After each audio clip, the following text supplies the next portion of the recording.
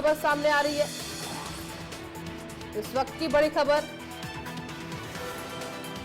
3 निर्दलीय विधायकों ने इस्तीफा दे दिया है, तो थोड़ी देर में बीजेपी में शामिल होंगे। तो इस वक्त की बड़ी खबर शिमला से, इस वक्त की बड़ी खबर, थोड़ी देर में बीजेपी में शामिल होंगे 3 निर्दलीय विधायकों ने इस्तीफा दे दिया।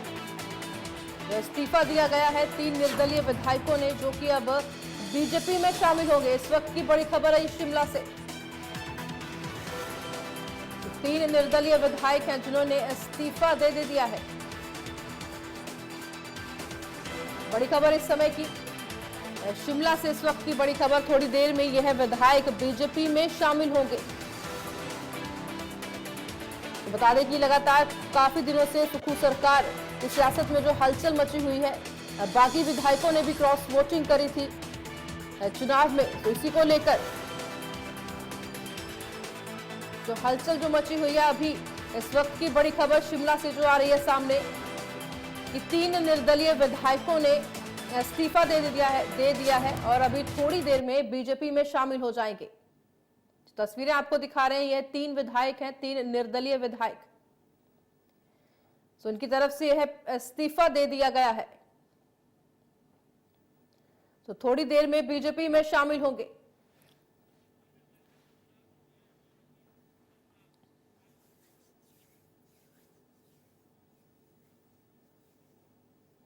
तो 3 निर्दलीय विधायकों की तरफ से इस्तीफा दे दिया गया है।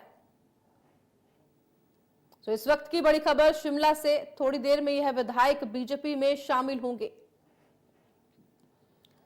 तो यह 3 विधायक जिन्होंने इस्तीफा दिया है,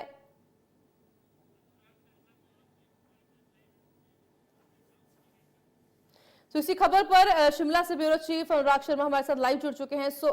जब बड़ी खबर सामने आ रही है कि 3 जो निर्दलीय विधायक हैं इन्होंने इस्तीफा दे दिया है, तो बीजेपी में शामिल होंगे। बड़ी हलचल इस समय की। जी अनुराग।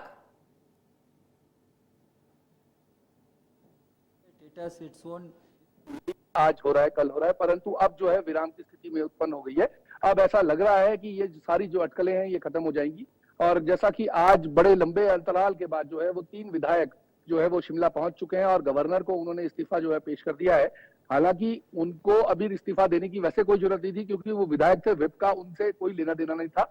जो व्हिप का जो उल्लंघन था वो सिर्फ केवल 6 लोगों ने किया था, और ये बिल्कुल फ्री थे कि किसी भी तरह से, परंतु शायद ऐसा लग रहा था क्योंकि बड़ी अटकलें लग रही थी कि बीजेपी इनको अपने खेमे में शामिल कर लेगी। यही एक कारण है कि जिसकी वजह से उन्होंने विधायक से जो है अपना इस्तीफा दे दिया है। और अब ऐसा लगता है कि कहीं ना कहीं बीजेपी भी अब ये बात के लिए मानने को तैयार हो गई है कि इनको अब हम जो है वो बीजेपी की सीट से लड़ाएंगे। परंतु इसमें सबसे बड़ी बात यह है कि जो लोकल और जो लोग थे, जो पुराने कार्यकर्ता थे बीजेपी के, उन लोगों को मान मनव्वल कैसे होगा, उनके साथ कैसे इनकी बैठक कराई जाएगी। क्योंकि कहीं ना कहीं देखिए, जहां तक की बात करें, 2 लोग ऐसे हैं जो बीजेपी के माइंडसेट के लोग हैं, और लोगों को भी पता है कि बीजेपी से उनको टिकट नहीं मिली थी, इसलिए वो कांग्रेस इंडिपेंडेंट लड़े थे। परंतु अब जो स्थितियां बन रही हैं उसके हिसाब से ऐसा लग रहा है कि बीजेपी में वो शामिल हो जाएंगे, क्योंकि आज अगर नहीं होते हैं, हो सकता है कि समय की जो है वो देरी की वजह से आज ना भी हो पाए, परंतु कल या परसों में ऐसा तस्वीर बिल्कुल साफ हो जाएगी कि वो बीजेपी ज्वाइन कर लेंगे। अभी ऐसी स्थितियां बन रही हैं। जी, तो ये 3 विधायक हैं जिन्होंने इस्तीफा दिया तो बीजेपी में शामिल होंगे, और इसके अलावा और जो 6 बागी विधायक हैं जिनकी तरफ से क्रॉस वोटिंग की करी थी, काफी हलचल मची थी, सुखू सरकार को गिराने की भी कोशिश की थी, तो उनके बारे में क्या खबर है? क्या वो भी बीजेपी में शामिल होंगे या फिर वो कांग्रेस के साथ ही बने रहेंगे? नहीं, देखिए, वो कांग्रेस में तो अब शामिल हो ही नहीं सकते किसी भी तरह से, क्योंकि उन्होंने जो था वो अभी भी दिल्ली में मौजूद हैं। 6 के 6 विधायक दिल्ली में ही मौजूद हैं। उनके साथ में अभी चर्चा हो रही है कि किस तरह से आगे की प्लानिंग होंगी, किस तरह से काम किया जाएगा। ये सारी चीजें, क्योंकि 9 लोगों को एब्जॉर्ब करना किसी भी पार्टी में, तो 9 जगह के आप ये देखिए कि 9 विधानसभा क्षेत्र जो है वो कहीं ना कहीं परेशानी में आ जाएंगे अगर बीजेपी में नए कांग्रेस के लोग शामिल हो जाते हैं, पहली बात। दूसरी बात यह है कि अगर हम होशियार सिंह की बात करें, या आप आशीष की बात करें, या आप केएल की बात करें, ये 3 ऐसे थे जो निर्दलीय थे, इनमें कोई समस्या नहीं थी।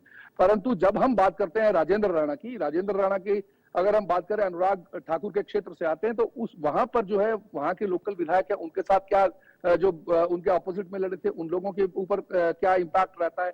उसी तरह सुधीर शर्मा है, सुधीर शर्मा जो धर्मशाला से आते हैं, वो भी जो है धर्मशाला से आते हैं। धर्मशाला में जो स्थितियां हैं वो परिवर्तित हुई। पिछले कल भी हमने देखा था कि बहुत सी ऐसी चीजें आई थी जो लोगों ने गद्दार की भूमिका के जो कोई पोस्टर्स लगे थे बाद में फाड़ दिए गए, पता लगा ये सारी जो है इस तरह की बातें चल रही थी। तो कहीं ना कहीं बीजेपी में कांग्रेस वाले लोगों को आने में थोड़ी सी मुश्किल होगी। उसके बाद बात है कि क्या ये 6 जो कांग्रेस के विधायक थे, इन लोगों को लोग एक्सेप्ट करेंगे।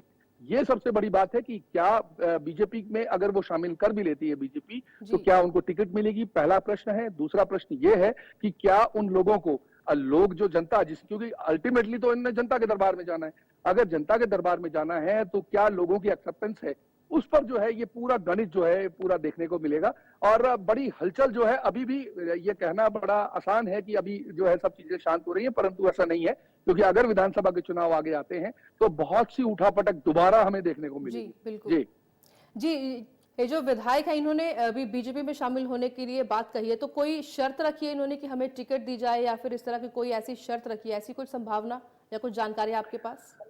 देखिए बिल्कुल ये तो बिल्कुल तय है कि अगर कोई विधायक अपनी सीट छोड़कर आ रहा है, अपनी पार्टी को की लाइन से हटकर, लीग लाइन से हटकर वो दूसरी पार्टी में जाता है, तो ये बिल्कुल तय होगा कि कहीं ना कहीं वो ये मांग जरूर कर रहे होंगे कि हमें जो है विधायक के लिए दोबारा बीजेपी की तरफ से फाइट करने को मौका दिया जाए। तो अभी ये सारी स्थितियां कैसे क्लियर होंगी, ये बड़ा यक्ष प्रश्न है अगर हम इस बात को करें, क्योंकि अभी ये कहना बहुत जल्दबाजी होगी कि क्या उनको विधानसभा का चुनाव लड़ाया जाएगा या नहीं, या उनको कोई और तरह की संगठन में जिम्मेवारियां दी जा सकती हैं, कुछ और तरह की जिम्मेवारियां दी जा सकती हैं, जिससे कहीं ना कहीं ऐसा है कि इन लोगों को भी कुछ अपना वो मिल जाए। परंतु इसमें सीधा सीधा अगर हम बात करें तो बीजेपी का फायदा जो था वो बिल्कुल हुआ, जितनी उठापटक हुई। हालांकि अगर हम आज की डेट में सुखविंदर सुक्खू सरकार की बात करें तो सुखविंदर सुक्खू सरकार भी जो है वो बिल्कुल सेफ जोन में है अभी, और अभी ऐसा लग नहीं रहा।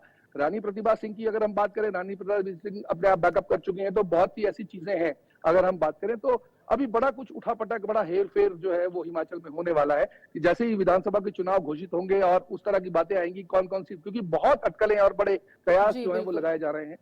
तो इसलिए अभी इतना जल्दी इन सब बातों को क्लियर करना या इस विषय पर कहना बहुत ज्यादा जल्दबाजी होगी। जी जी अनुराग, बहुत बहुत शुक्रिया आपका तमाम जानकारी के लिए। तो ये 3 निर्दलीय विधायक जो कि बीजेपी में शामिल होंगे थोड़ी देर में। तो शिमला से इस वक्त की बड़ी खबर, यह 3 निर्दलीय विधायक जिन्होंने इस्तीफा दे दिया है, इस वक्त की है बड़ी खबर, जो बीजेपी में शामिल होंगे। और भी कई जो विधायक है वो शामिल हो सकते हैं। तो आने वाले समय में एक बार फिर से सियासी उठापटक देखने को मिल सकती है सुक्खू सरकार में।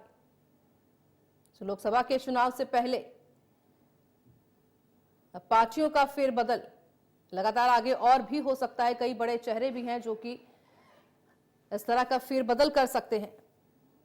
तो बड़ी खबर है शिमला से इस वक्त की, 3 निर्दलीय विधायकों ने इस्तीफा दिया है, जो कि अभी कुछ ही देर में भाजपा में शामिल होंगे।